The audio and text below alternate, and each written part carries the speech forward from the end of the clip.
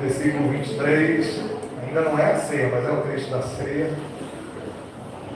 1 Coríntios capítulo 11, versículo 23. Glória a Deus.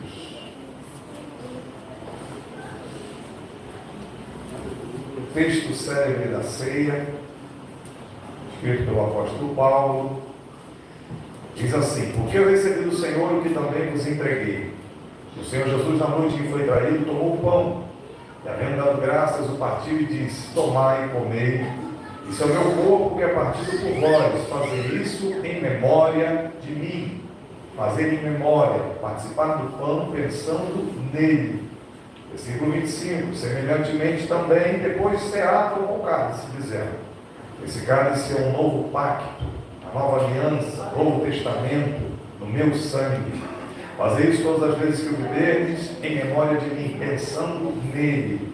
Pão, pensando nele. Cálice, pensando nele. Porque todas as vezes que comerdes desse pão e beberdes do cálice, estareis anunciando a morte do Senhor. E aí a parte que eu quero destacar rapidamente essa noite, antes da ceia, até que ele venha. Então os textos falam que a gente tem que pensar no Senhor. A ceia não pode ser uma ação mecânica, né? Eu me lembro na época que era católico, eu não gostava do padre colocar um negócio direto na minha boca, não, eu tinha nojo. Eu fazia com a mão em cima da outra assim. Quem já fez isso? Quem era católico pegava a ceia com a mão assim? Eu não gostava de isso. E aí tomava lá, eu enchia lá. Mas eu sei que tem gente que fazia aquilo mecanicamente, religiosamente, sem entender o que está fazendo. E a Bíblia diz que não pode ser assim. A ceia tem que ser bem pensada. Até porque mais à frente o texto diz que quem não se examina, quem não discerne, quem não presta atenção no que está fazendo, pode fazer isso para a própria condenação. Então às vezes é melhor nem tomar ceia do que tomar e ter prejuízo. Claro que você não vai deixar de tomar ceia por uma bobagem qualquer. Mas a ceia tem que ser de forma consciente. É um ritual sagrado, importante. O pão pensando no Senhor, o cálice, o suquinho de uva pensando no Senhor, e o tempo todo pensando e fazendo isso até que Ele venha. Então no culto da ceia, só o fato da mesa estar posta aqui, já é uma pregação de que Jesus está vivo e vai voltar.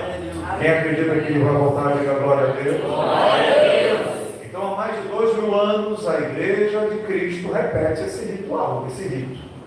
Tem o pão, tem o suco, anunciando que Ele vai voltar, anunciando que Ele vai voltar, anunciando que Ele vai voltar, anunciando que Ele vai voltar.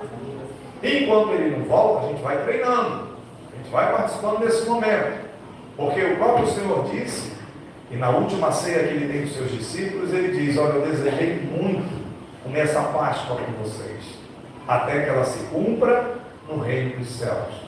Então nós vamos ter um momento de nos assentarmos nos céus para tomar a ceia com Jesus lá. Vai acontecer o arrebatamento da igreja, nós vamos sumir e teremos esse momento especial em algum lugar, na terceira dimensão, nos céus. A gente não sabe como é isso, mas existe um lugar preparado. E Ele prometeu também: vocês vão se assentar à mesa com Abraão, Isaac e Jacó. Então imagine a cerimônia que será.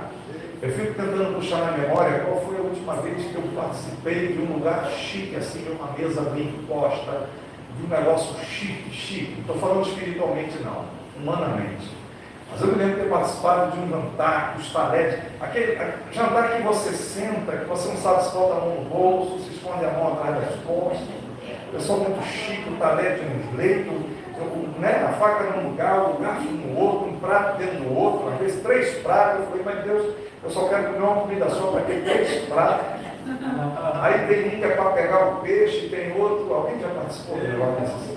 Eita, glória! O negócio de etiqueta, tu não sabe como é que sente, como é que tu fica olhando o outro comer para ir igual, para não passar vergonha. Claro que a gente não vai ter preocupação de garfo no céu, né? A gente já está lá e a gente vai ter a mente de Cristo. Mas eu estou querendo só ressaltar a ideia de ser algo muito chique. chique, muito importante, muito sobrenatural. O que será esse momento em que o Senhor nos chamará para sentar com Ele na mesa, para a gente participar daquele evento glorioso? Então hoje a gente tem nosso eventinho, né, pequenininho aqui. Então pega um pãozinho, pega um cálice, um suquinho. Parece que é algo assim. Gente, isso é um ensaio. Isso é um ensaio. A ceia é um ensaio de algo glorioso que está para acontecer logo após o toque da trombeta e a igreja ser recolhida para os céus. Isso vai acontecer, tem que acontecer. E repito, a prova que vai acontecer é que toda a igreja faz a ceia. Né? 2000 anos se passaram e a tradição não acabou, não se perdeu.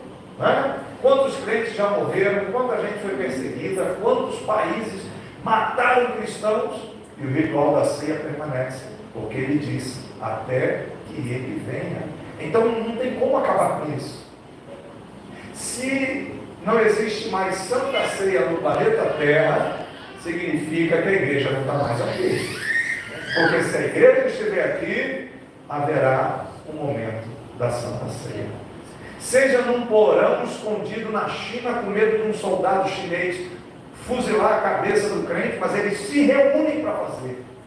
Por isso que a ideia dos desigrejados é uma ideia satânica. A ideia de que eu sou crente em casa, eu não preciso de igreja, eu não preciso de pastor, eu não preciso congregar, eu sou autossuficiente. Eu fico em casa assistindo o pregador pelo YouTube, ou os programas de TV, hoje é mais YouTube, né? Aí eu sou ovelha do fulano de tal. Está tendo muito isso no Brasil, né? Mas não tem igreja, não tem pastor, não tem esse abraço que você recebeu, não tem. Fica lá e acha que é crente. Não, isso está errado. Como é que essa pessoa vai tomar ceia? Aí o camarada lá do YouTube comanda, agora pega o seu pão na sua casa, pega o seu cálice na sua casa. Não, não é isso. Tem crente no planeta que arrisca a vida para ter esse momento que a gente vai ter agora com liberdade. A última vez que eu vi o Portas Abertas me mandou um e-mail, foram 100 crentes fuzilados na China porque se reuniram escondidos para celebrar a ceia. Aí eu pergunto, teria necessidade de arriscarem a vida? Não podia fazer isso de casa? Né? Tecnologia tem. Escondidinho, comer meu pãozinho, botar meu suquinho escondido. Não tem graça. Tem que ter o ajuntamento. O Senhor falou, não estiver 2 ou 3 reunidos, ali eu estarei. Claro que a gente tem o Espírito Santo morando dentro de nós, mas o ajuntamento traz a presença de Cristo de uma forma mais poderosa, mais sobrenatural. Que coisa boa, não, deixa, dando glória, deixa os bebês aqui. É bom, esse barulho é bom. Ah, tá. Deixa o bebê, deixa o menino rodar. A igreja está crescendo, né? Tem 2 membrinhos aí para daqui uns dias, Jesus voltar. É que o outro está arrebatado. Tem 2 dando glória e o outro está no espírito aí. Então, entenda que a ceia sempre será um ensaio. E o ritual da ceia por si só já é uma profecia de que Jesus vai voltar para buscar a igreja para tomar ceia com ele no céu. Eu tinha anotado um bocado de coisa aqui, mas eu quero até resumir para ganhar tempo mais com a ceia. Eu só quero lembrar algumas coisas sobre a volta do Senhor. Coloca, por favor, 2 Pedro, capítulo 3, versículo 3. Fala de zombaria, fala de concupiscência, de blasfêmia. Alguns sinais rápidos de que Jesus está perto de voltar. Coisa rápida assim. E aí quem está por dentro, quem não está muito por dentro vai pesquisar. As Olimpíadas de Paris foram uma vergonha do ponto de vista espiritual, foi uma adoração blasfema aos deuses gregos e romanos, né? aos deuses paganos. Né? Quem liderava aquele culto na abertura das Olimpíadas de Paris era o deus Baco, o deus do vinho, da pornografia, da promiscuidade, da safadeza. E a Bíblia diz, sabendo primeiro isso, que nos últimos dias, diga últimos dias, diga últimos dias, nós estamos vivendo esses últimos dias, sim ou não? Sim. Virão escarnecedores, zombadores, blasfemos, andando segundo as suas próprias concupiscências ou desejos pecaminosos. Então, estamos vivendo isso o tempo todo. A adoração, a prostituição, carnalidade, homossexualismo, toda sorte de pecados sexuais já domina o nosso país, já domina o mundo. Eu fico pensando na luta do Kevin, da Kaline, da Yasmin, do Guilherme. Quem mais está estudando? Quem está ainda aí no médio, no ensino médio? Tiago. Imagina Sodoma e Gomorra que não dá as escolas. Deve estar difícil. Já era difícil. Jesus, corta em teu sangue, Jesus. Não, o lugar deixou o celular cair. Então, imagina que já está tomado. E não tem como reverter mais. Né? Antes eram só as universidades federais, agora já está nas faculdades particulares e agora, pior ainda, no ensino médio. A mente dos meninos, Cleison, já está tomada pela carnalidade, pela safadeza, pela homossexualidade, pelo sexo antes do casamento, pela prostituição. Isso já se tornou um normal. O anormal é ser crente, é ser virgem, é dizer que vai namorar para casar. Isso é o anormal, isso é o extraterrestre. Então, uma das provas que a gente está nos últimos dias é que essa consciência de pecado sexual já dominou, já virou Sodoma e Gomorra. Outro texto, 2 Timóteo capítulo 3, versículo 1. Isso aqui todos nós sentimos isso forte, né? De perto. Sabe, porém, isso, que nos últimos dias, diga últimos dias, sobrevirão o quê? Tempos trabalhosos. Eu estava pensando, antigamente parecia ser mais difícil, uma inflação galopante. Eu lembro que meu pai recebeu o pagamento, tinha que comprar o arroz e feijão de manhã, porque de tarde já era outro preço e à noite já era outro preço. A hiperinflação, só os mais velhos vão lembrar disso, a hiperinflação antes do plano real. Quem nasceu dentro do plano real, nasceu na bênção, irmão. Mas antes do plano real, primeiro veio o presidente Sarney, que inventou o plano verão, e arrebentou com muita gente, e depois o infeliz do Collor tomou o dinheiro da poupança de todo mundo. Mas a hiperinflação antes do plano real era um inferno na terra. Você ia no mercado de manhã, comprava feijão tanto. À tarde, o cara já remarcava, O que a Argentina está passando agora e tentando se organizar, o Brasil já viveu isso. Só que, como a Kátia me falou, naquela época, mesmo com luta, as pessoas tinham mais facilidade de comprar o seu imóvel, a sua casinha própria. Hoje está mais difícil. Está mais difícil ou não está? Os impostos estão aumentando ou não estão aumentando? A carga tributária do Brasil é inacreditável. Nós vivemos porque o Senhor Deus cuida de nós. Não tem explicação para como a gente está conseguindo viver no nosso país hoje com tanto de imposto, É quase metade do que você ganha, você entrega para um governo que não te devolve nada em troca. Nem segurança, nem creche, nem escola, nem hospital. O que mais? Nada. O que o governo devolve? Nada. Só imposto. Um exemplo. Você compra um carro hoje. Bom, quem pode, né? Quem pode comprar um carro zero? Um carro 1.000 hoje está quanto? 50 mil? Antes era 30 mil, nem sei quanto custa um carro zero. 70 mil, um carro 1.000. Um carro mil. Esses 70 mil reais que você compra de um carro 1.000 no Brasil, metade desse valor é imposto. O carro não custa 70 mil, custaria 35, mas 35 que já dá o governo na compra. Quem não pode comprar à vista vai financiar, e aí já vai ter mais imposto dado ao banco que financiou. Então 35 tu entrega de cara para o governo, para a Receita Federal, e o que você vai pagar de imposto, você vai pagar para o banco quando você pegou empréstimo para pagar. Isso já é um absurdo. Metade do seu carrinho você já entregou para o governo que não vai te devolver. Aí é pouco isso? Não. Todo ano tu ainda paga um IPVA altíssimo no valor desse carro, que é um imposto para melhorar as estradas, tirar o buraco das estradas e das ruas. Isso está sendo feito? Não. Aí, além de pagar metade do dinheiro para o banco, Financiou 60 meses pagando um juro para um banco que te emprestou. E você ainda fica 15 anos pagando IPVA daquele carro para um governo que já levou a metade do valor no ato da compra. É difícil ou não é, gente? Tem que trabalhar muito, porque são tempos difíceis. Existem países mais difíceis que o Brasil? Existem. Continente africano, lugares na Ásia, mas o que é considerado de segundo mundo, e nós não somos primeiro mundo, o Brasil é o lugar mais difícil. O Uruguai está mais fácil, o Paraguai está mais fácil, a Argentina está começando a mudar o jogo. Um dos lugares mais difíceis para se viver nesse mundo, hoje, é o nosso país. E uma das cidades mais caras para se viver nesse país, qual é? Rio de Janeiro. Rio de Janeiro. A gasolina é mais cara, o aluguel é mais caro, o custo de vida no Rio é altíssimo, Leonardo.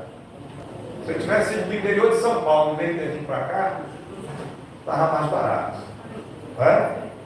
Então são tempos difíceis, Agora, eu e você que somos crentes, a gente acredita em que ou em quem que vai nos ajudar, ter o arrebatamento até que ele venha, a gente conseguir viver, não sobreviver, viver. Quem é que está nos ajudando? Jesus. Quem é que está nos provendo? Jesus. Quem é que está nos defendendo? Jesus. E se não tiver Jesus na nossa vida, vai quebrar.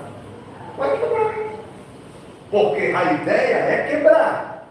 E a gente não quebra porque Jesus nos ajuda.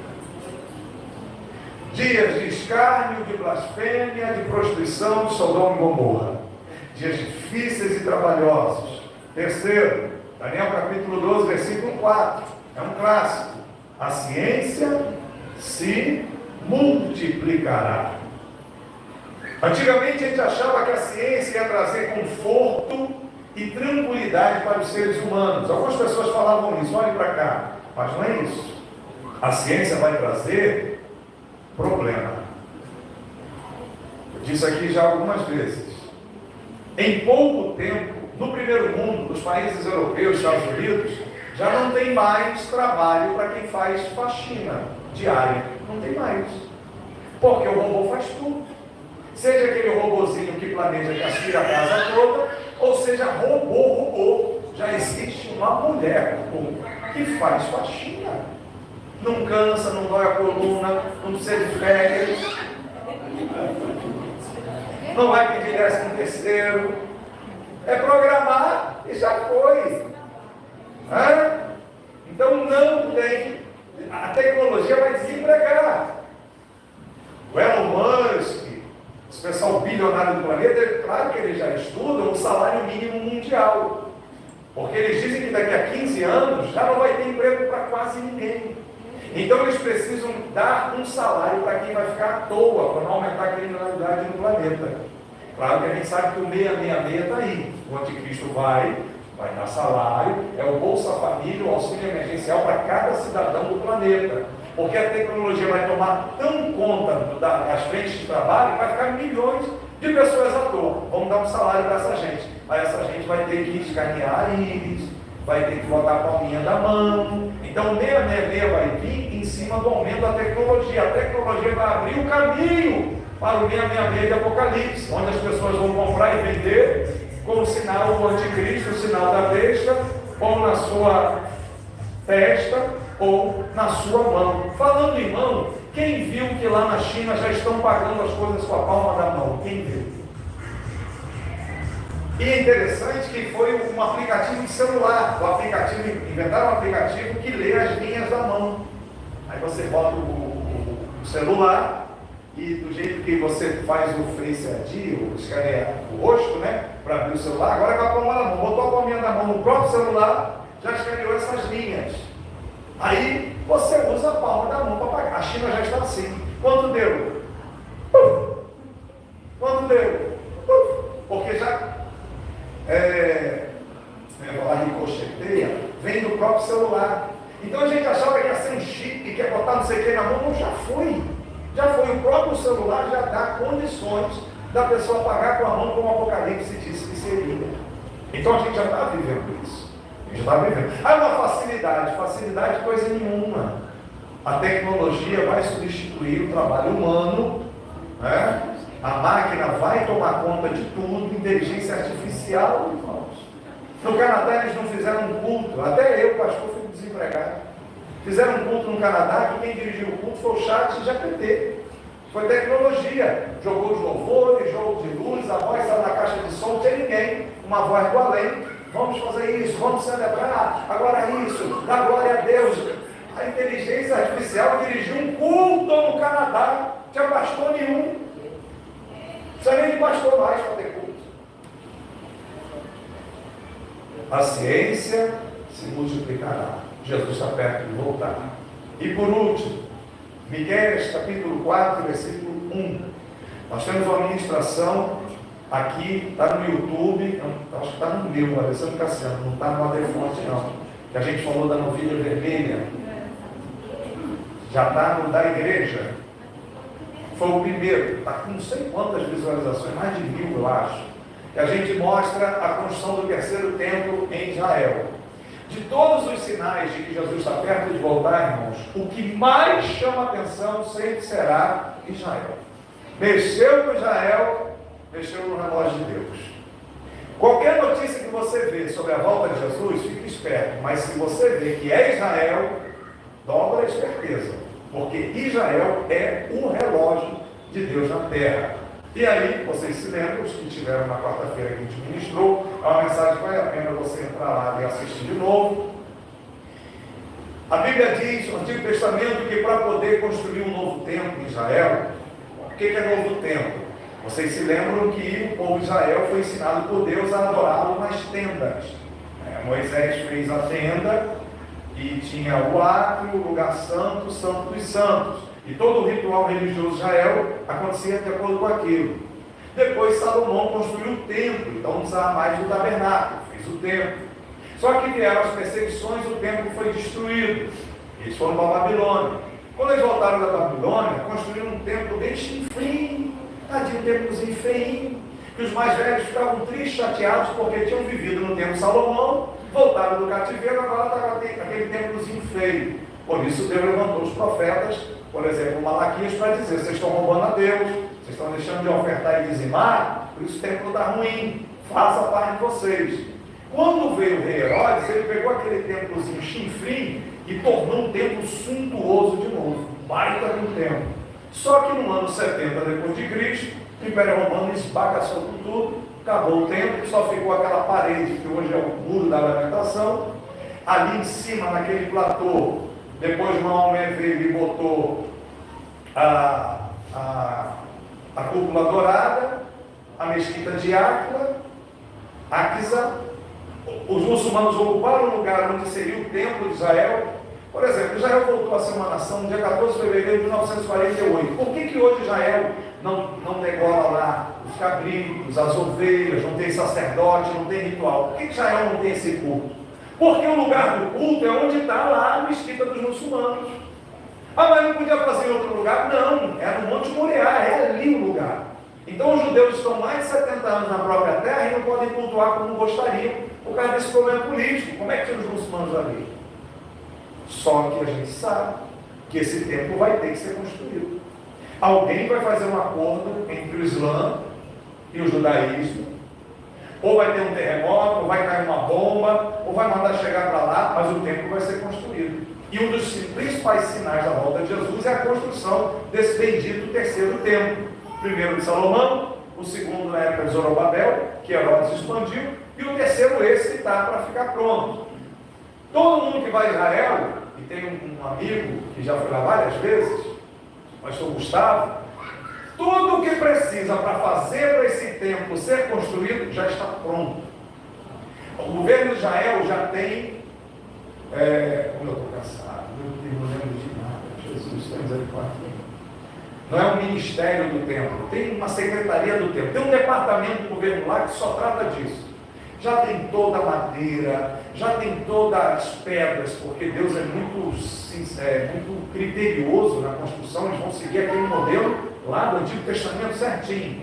E uma das coisas que é critério para esse templo ser inaugurado é que precisa de uma bexiga de uma vaca vermelha. E essa vaca vermelha não existia no planeta Terra, não existia uma vaca toda vermelha, toda marrom, avermelhada, não existia no planeta. Aí todo mundo dizia, como é que vai construir o templo, sacrificar a novilha vermelha se não existe mais esse bicho, foi extinto. Aí ano passado, um vaqueiro no Texas, nos Estados Unidos, começou a criar umas vaquinhas e nasceram as vaquinhas vermelhas. Como é que acontece o negócio desse? Eu não sei se ele fez alguma alteração genética, mas conseguiu 3 vaquinhas vermelhas, 3 novilhas vermelhas, do jeito que a Bíblia diz. Isso foi o que? Ano passado. Como é que pode um negócio desse? Coincidência, irmão? Sim ou não?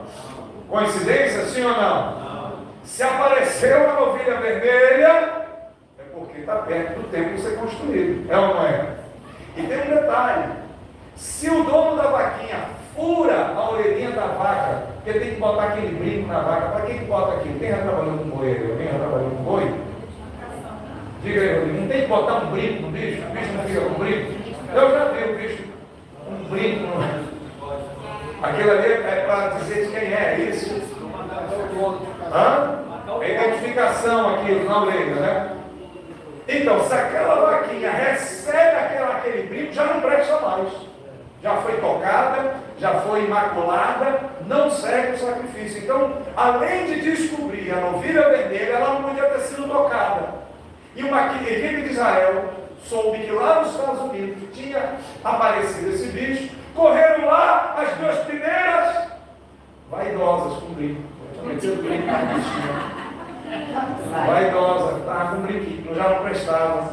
E agora? Aí o dono falou, não, mas eu tenho mais 3 aqui que nunca foram tocadas. Opa! Aí o rei Israel comprou, botou as bichas no avião e levou para Israel. E estão lá e já deram cria. Dentro da lei de Moisés, que não tinha que ser lá, as bichas estão prontinhas para morrer. Derramar o sangue no templo para inaugurar o 3º templo, para inaugurar. Os últimos dias acontecerá que o monte da casa do Senhor, a casa do Senhor, o 3º templo, será estabelecido no cume dos montes, lá onde os muçulmanos estão. A profecia vai ter que se cumprir, e se elevará sobre os outeiros, e concorrerão a ele os povos. Então, tudo está pronto para isso acontecer. O que é que falta para isso aqui acontecer? Apareceu o conciliador, o político que vai fazer a amizade entre o povo do Islã e o governo de Israel, para ter um acordo para construir o 3º templo onde deve ser. Repito, alguns dizem, vai ter um terremoto, a mesquita vai cair, sei lá, alguma coisa vai ter que acontecer, alguma coisa na geopolítica para poder o templo ser construído. Mas tudo, até a vaquinha vermelha, já existe.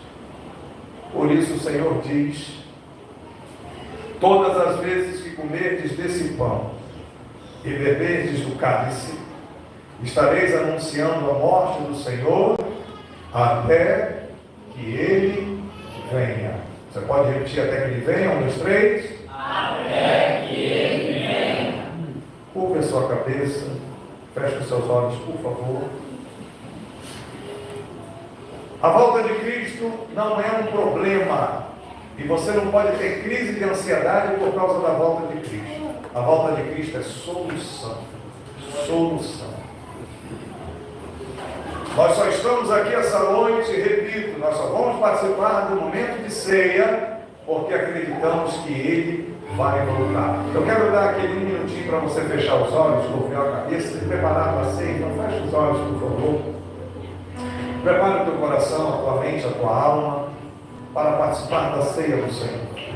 Os que ainda não participam, prepare o seu coração. Vamos lá. Faça tudo o que você puder fazer para participar desse momento de ceia. Tudo que puder ajeitar na sua vida, ajeita, para que você possa participar.